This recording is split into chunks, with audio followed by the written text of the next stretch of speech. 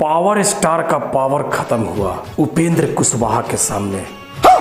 वो सुपरस्टार जो कभी किसी के सामने झुकता नहीं था, बट आज झुक गया। पावर स्टार जिसके खिलाफ चुनाव लड़े थे, आज उसी के पैरों में गिरे हुए हैं।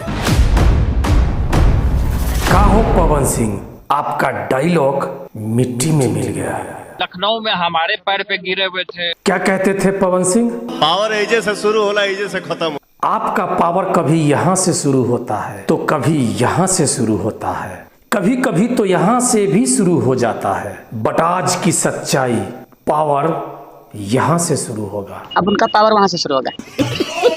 जनता को मूर्ख तो नेता लोग समझते ही हैं, लेकिन भैया आप भी बैगन कमाल करते हैं। अरे भैया कहीं एक जगह पे टिकिए ना, सत्ता पाने का इतना बड़ा नशा क्यों है? कहीं ऐसा तो नहीं आप पलटू राम से कंपटीशन कर रहे हो? शाबाश बेटा। सफाई क्या दिया था आपने? अलग हुए ही कहाँ थे, हम साथ हैं। अच्छा, तो आप काराकाट से चुनाव निर्दलीय नहीं लड़े थे। बिहार के नेता जनता को मूर्ख समझते हैं, पर अभिनेता लोग भी शाबाश बेटा। जाने ऊपर वाले और जाने ये भोली भाली जनता। धन्यवाद।